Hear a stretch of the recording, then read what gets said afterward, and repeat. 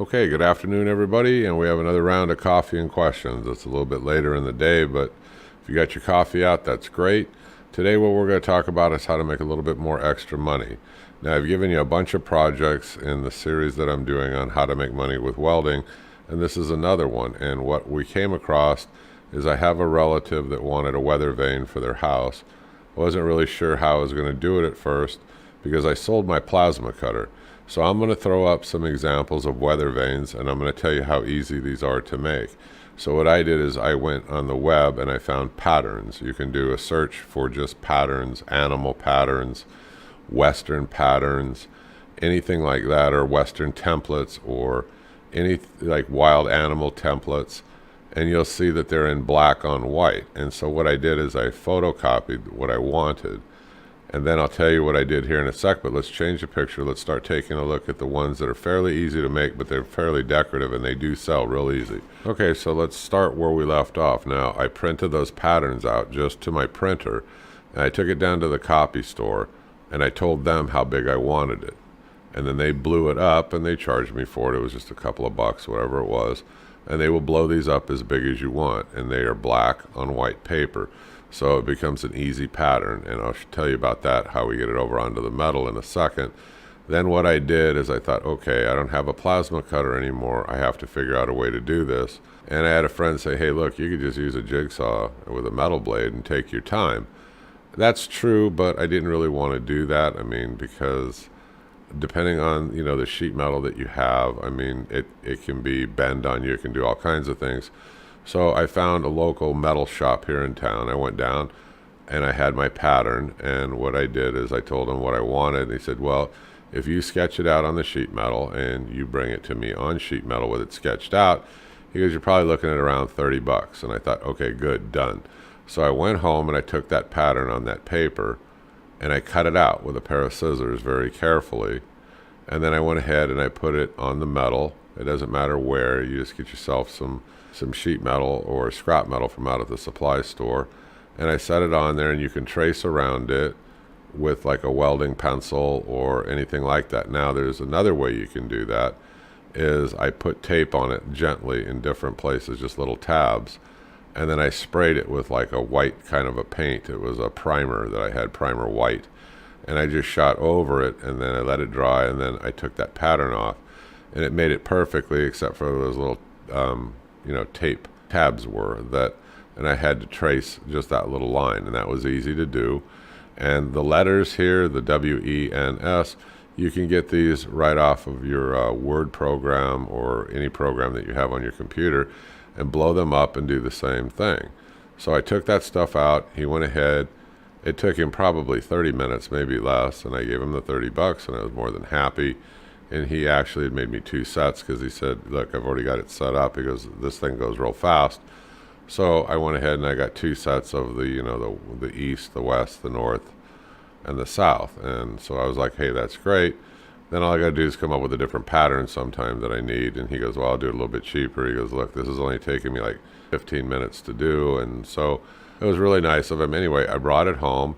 And then I went ahead and started thinking, okay, now how am I going to do this? Because you have to remember, it has to be able to spin when the wind hits it. So I was out in the garage, and I went ahead and I decided, okay, I made mine more like the one over here on the right, where I got some thin metal tubing. Now I can buy thin metal tubing out at the metal supply store.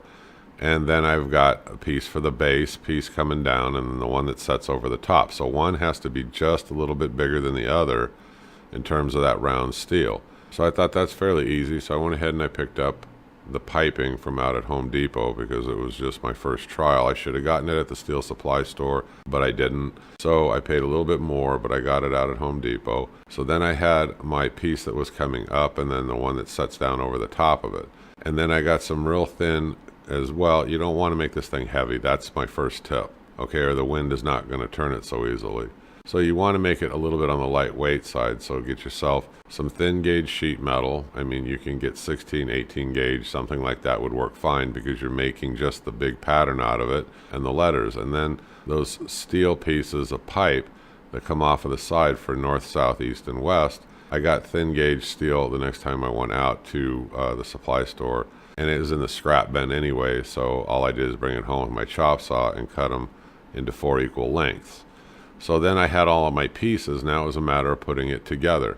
Okay, now the hard part is I wasn't real sure, without a lot of monkeying around, how am I going to make this sit on there, and when the wind hits it, how am I going to make it spin? So let me show you a picture and I'll give you an idea, because it's really easy to do. Okay, so I did a web search and it took me a little bit, and I came across this, and I thought, aha, this is the easy part. So all I have to do is find a big enough round bearing, or something made. I wanted it made out of steel, so out at the supply store, True Value that I have, they've got these steel bearings. And so I just got a large steel bearing and I set it in between these 2 tubes. Now what I did is it wouldn't turn like I wanted it to at first. So that first piece that's darkened, that goes from the base all the way up, I welded a piece of plate on top of there, and then with my 4.5 inch angle grinder and a flat wheel, I went around it and smoothed it out so the top of it is solid. Then I put that round little steel ball on there, and then the other one sits down over the top of it. That will create where it spins a lot more freely when the wind hits it. So that I had that resolved, then I went ahead and I thought, okay, so now I got to do is play around and put this thing together by MIG welding it, which was kind of the fun part. And when I was done, I thought, hey, this is great. Now, instead of that base down here on the left that's made out of angle iron, which you can do and drill a couple of holes in it to secure it, I used a piece of plate steel like you see in the picture in the middle, or the one over here on the right. And I drilled 4 holes into it, which is overkill. You could have gotten away easily with just a couple of holes. And then I went ahead and I painted it, but I painted it with a textured kind of paint that you can buy out at Home Depot or the supply stores. And I painted it a textured black. And it came out pretty nice looking. I let it dry real good. I put a couple of coats of Rust-Oleum 3 times gloss on it, and it turned out great. And I went ahead and I gave it to a friend of mine, and then I made 2 others. One of them I've sold, the other one I'm still waiting for the people to come pick it up.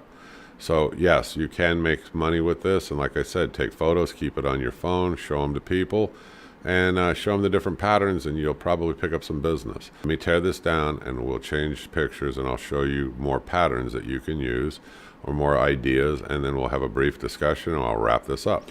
Okay, so here's 4 more for you to get an idea or some ideas from. And this is just a simple web search. Like I said, get these things blown up to the size that you want, use them as a pattern. And if you don't have a plasma cutter and you don't want to mess around trying to cut it with a jigsaw, which like I said, I didn't. I just went down, I paid somebody that did it real quick. It was kind of worth the money to me, but it does cut into your profit. So you just got to be careful what you're charging people, I suppose, and stuff like that. So the question is, which one of these is the one that you're going to want? Or do you want a different one? Do you want one of a cowboy? Do you want one of a elephant? There are so many patterns out there. I mean, it's incredible. You can have a single elephant. You can have a single horse. You can do so many different things. But these 4 will give you some other ideas. I'm going to give you a few more. We'll go to the questions, and I'm going to go ahead and wrap this up. But this is to help you make a little bit more money. And I'll bet you'll find somebody that will want one of these, because when they're done, they're very decorative. They look kind of cool, especially when the wind's blowing. It'll tell you the direction, and they'll work fine as long as you do that internal part the way I said. It's pretty easy, really, with the bearing. Okay, I only had 1 pattern left, so I left one of the other ones up here. Let's go straight to coffee and question part of this and see if anybody's got any questions. Besides using an online program, where else can I get the letters or numbers? Well, you can get them online too. They have them as patterns. But be careful, because when you blow these up, they start to distort a little bit. Some of them, not all of them, but some of them will. That's the reason why I said if you have like WinWord or WordPerfect or something, you might be better off. You can pick the font that you want, which is kind of nice. You can use, I use Western, Western font. I think that they look pretty good, but you can use almost anything you want. Don't make it too elaborate, because when you take it down to that steel fabricating place, they may want to charge you a little bit more for, cutting it out with a plasma cutter. Now, when these things are done, when mine was cut with the plasma cutter, you still have to come home and clean this thing up all the way around it. Now, I've got some inexpensive throwaway hand files from out at Harbor Freight, and I also have a little deburring tool that's got a metal cutting blade on it, if you will, or a burr, and so I can go around and clean everything up fairly quick. Now, if I didn't have that little rotary tool, then I would have to do it by hand. It's not that big of a deal. It's not that painstaking because Harbor Freight sells both the flat files, round files. They sell different sizes. They're only a few bucks and you can get a wide assortment of them. So on the first one actually that I did, I used hand files. It took a little bit of time, and maybe, you know, there's a faster, easier way to do it, but that's the way that I did it. Or like I said, you can buy one of these rotary deburring tools. That's going to cost you, so are the bits going to cost you. But, you know, you'll be able to use them over and over, so it's not a waste of money, but it may be an expenditure you don't want to do if you're just making one or two of these. So that's my answer to you. Use a hand file. And then you can use your 4.5-inch angle grinder with like 80 or 100 or 120 disc on there, and you can go over the surface of this whole thing, which cleans it up really nicely. What gauge round steel piping did I use to make the north, west, south, and east, the ones that stick out? I don't remember. I would just tell you, you know, either you can use rod, but I would use like 1/4 or 3/8 rod. If you're going to use cold rolled, you know, steel like rod, you could do that. That's another good way. I had some real thin steel tubing that I found out at the metal supply place in the scrap bin. But if I didn't, yes, I would have went with either, you know, 1/4 is fine. You could use 3/8 if it's in the scrap bin. I tried when I was looking around for the scrap steel to keep in mind to make it light, okay, because it would be easier when the wind hits it to move it. That was just my thinking at the time. What did I do when I was done with all the welding to prepare it for painting, I guess you're asking me? I wiped it down with acetone. I repeat this on all my videos. It's fast, it's easy. Just put yourself some nitrile gloves on, some old rags, and I wiped it down really well with acetone. And then it's your decision. Generally, they'll tell you the best way to do it is shoot it with primer, let it dry. You can hit it again lightly, you know, by hand with, you know, sandpaper if you want to, like 220 grit or something to take the burrs off, depending on how nice of a finish you want. Did I do that this time? No.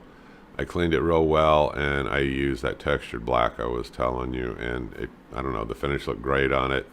That's just the way I did it. I didn't consider it a significant project to use primer. Yeah, rotary deburring tools. You can do an Amazon search. To get a good one, they're costly, and it isn't that I couldn't do it, I just didn't because I'm not making enough of them. So the hand files, I know it sounds a little archaic, but it worked for me. If I was going to make like, you know, 10, 20 of these or something, yeah, I would probably invest in a deburring tool, and I would get carbide bits that I could use to clean up the metal. But I'm not at that point where I'm selling enough of them, and I don't know, I just took the cheap route. Use what tools that I had here at home, which were those hand files. So, but no, it's not a bad idea if you got the extra money and you can justify buying the tool. I would tell you yes, but I would also tell you buy a good quality tool. Don't buy the stuff from out at Harbor Freight, okay? You're going to regret it. They're not that good. So save your money and buy a damn good one. How did I make the scrolls? Okay, I didn't.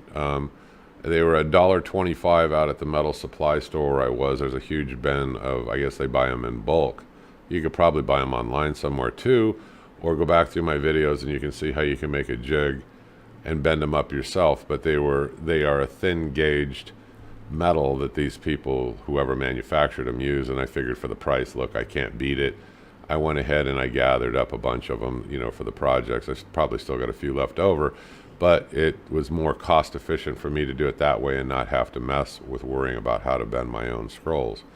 But you can. There's plenty of videos out there, and I believe I did one already on how to make the jigs to bend these things, especially out of cold rolled steel. Just go back and search. But, you know, if your steel supplier has them, buy them because it's cheap, and all you got to do is throw them on there and go ahead and weld them. Can I recommend a deburring tool? I don't want to do that because I've never owned one. I haven't bought one yet. Now I know DeWalt makes them. I'm sure that Makita, take a look, maybe Rigid does, somebody like that. But I can't really recommend one because I've never purchased one. Like I said, I don't have the need, but there are good ones out there. I have researched them. And if I did buy one, I would buy one of those name brand ones for sure. Are there other ways of doing the bearing approach that I showed you? Yes, there is. You can get solid made bearings and figure out a way to mount them.